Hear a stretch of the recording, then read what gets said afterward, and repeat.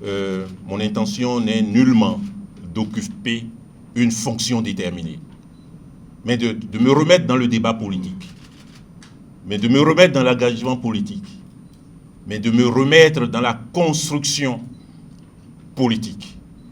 Beaucoup de choses sont encore à faire et il me paraît nécessaire, je revendique la qualité d'un intellectuel engagé, il paraît nécessaire de renoncer au confort institutionnel et de se remettre en chemin en parcourant les monts et vallées, les villages et les villes, les quartiers, les arrondissements, et faire en sorte que nos compatriotes comprennent mieux ce que, au plan politique, on leur offre et qu'ils participent mieux à la réalisation de cette offre politique.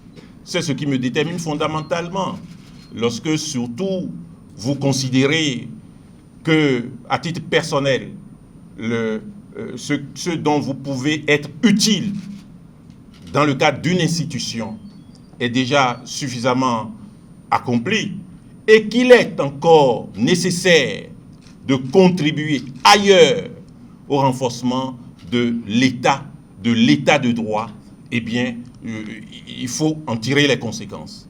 Nous avons tiré ces conséquences-là.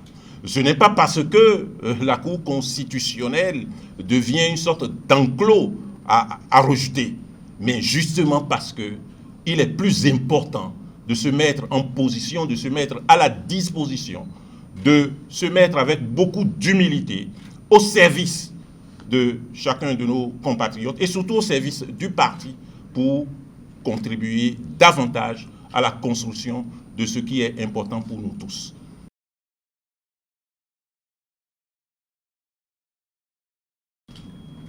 Je suis candidat à tout ce que le parti me demandera de faire.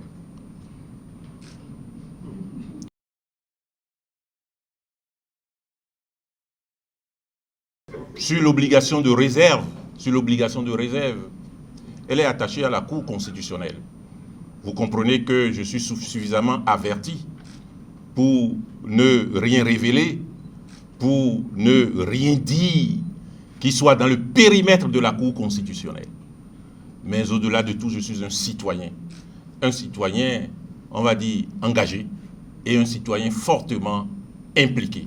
Et de ce point de vue, je considère qu'il est autrement plus important d'assumer pleinement cette qualité de citoyen.